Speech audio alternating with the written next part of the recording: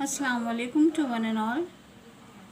Today in history we are going to see the continuation of 3.3 that we had seen already, that was applied history and our present. Then we had further moved on to the tangible cultural heritage and intangible cultural heritage. What does it mean? Tangible cultural heritage means the buildings, the artifacts, the manuscripts, the sculptures, the paintings, which all we see are all coming under the tangible. Then the intangible.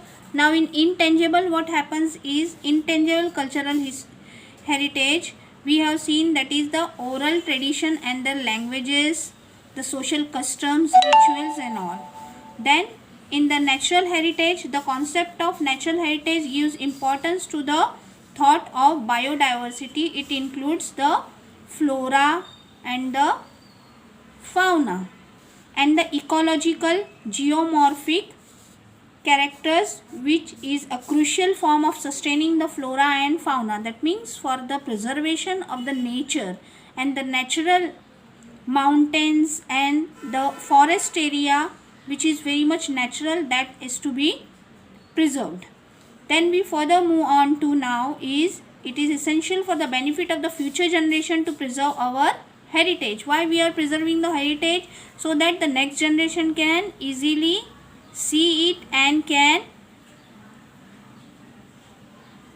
make it a way to see it and preserve it for a longer time. Now UNESCO is an organization which looks after the preservation of the world heritage and culture of the world. Now the global organization has announced some of the directives in the objective of promoting the cultural heritage of the nature. On the basis of these directives, the sites and the traditions are declared as the World Heritage Sites. Now which are the World Heritage Sites here? The sites which we see, the list of the UNESCO's World Heritage Sites now includes the Western Ghats, the Khas Plateaus in the Western district of Satara and also the part of the Western Ghats. Okay. Now here the some of the areas, especially in Maharashtra and other areas, that is on page number 18 you will see these areas are all coming under the World Heritage according to the UNESCO, that we had seen in last time also. Some of them are the Agra Fort, the Ajanta Caves, the Verul Taj Mahal, that is coming under the World Cultural Heritage Sites. Okay. Then we have the World Natural Heritage Sites, that is the natural, that is the flora and fauna part, that is in the Kaziranga National Park, Colorado National Park, then the Manas Wildlife Sanctuary, Sundarban National Park and further more. So on page number 18 you will be able to understand what are the tangible, intangible and cultural world natural sites. Then further we move on to the cultural and natural heritage management. What is cultural and natural heritage management? It is the main aspect of applied history. The work of conservation and preservation of the cultural heritage falls under the jurisdiction of the Archaeological Survey of India and India State Department of Archaeology. That is one of these department which looks after the preservation and conservation of nature, is having some guidelines for the preservation of this area. Why we need to preserve it? For further generations to see it. Now the National Trust for Art and Cultural Heritage is actively working in this field. The work of conservation and preservation of cultural and natural heritage requires participation of experts from various fields. Now they need to be duly aware of the culture, social and political history of that area what actually facts were there. The principles of applied history are used in creating the awareness among the people living there, and those who come as a tourist in that area, they all need to understand all these things. Now the operations necessary for the conservation, preservation and development of the heritage can be handled without causing any damage to its original state. Suppose we see many of the monuments are there which gets broken. We need to repair them. We need to take care of them. So the construction is needed. But during that construction, we need to see to it that those areas there are not been having any problem, or their shape or the original reality or the authenticity is not disturbed in any way. Now the local social structure and psychology of the people, that means those people who are living in around the fort area or any of the palace area, they need to be made in confidence, or government need to help them. If suppose there are huts or poor people living around the palace area, they need to be evacuated from there and resettled in other place. So they should be given enough amount of money, or they should be having the enough amount of support from the government so that they can be helped in this. Now due precautions can be taken to avoid the hurting sentiments of the local people. Those who are living locally in that area, they need to be helped with all these things. We further move on to the participation of the local people in the project can be facilitated. What does it mean? Now participation of the local people, what does it mean?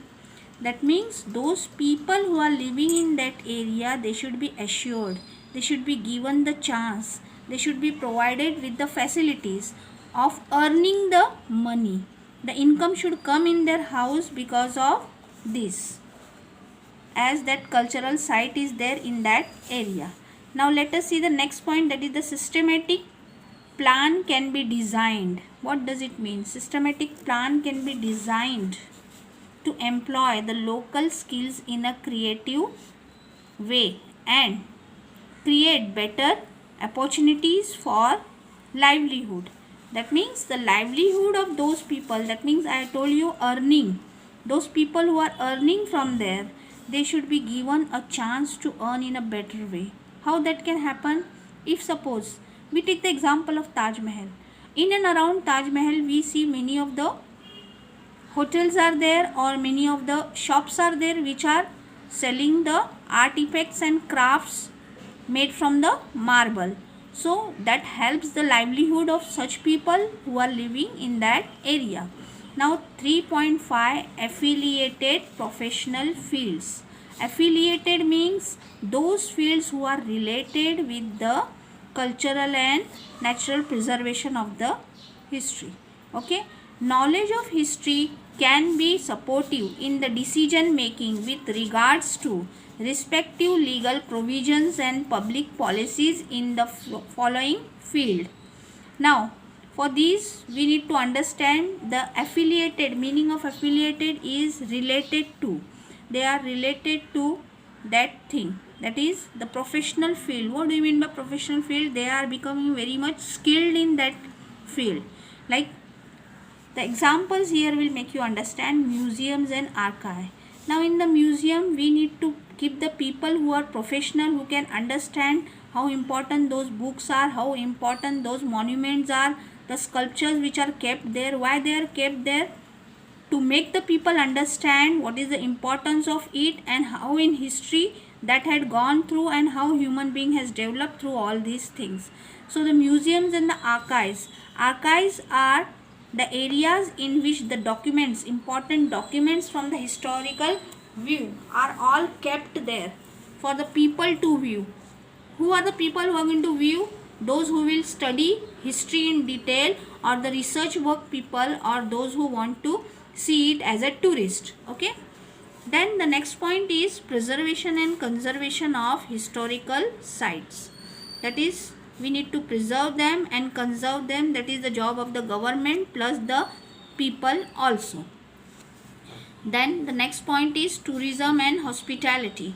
Tourism and hospitality. Here tourism means people who come to see that place. Maybe they are from the local area, they are from the nation, or they are from the international tourist.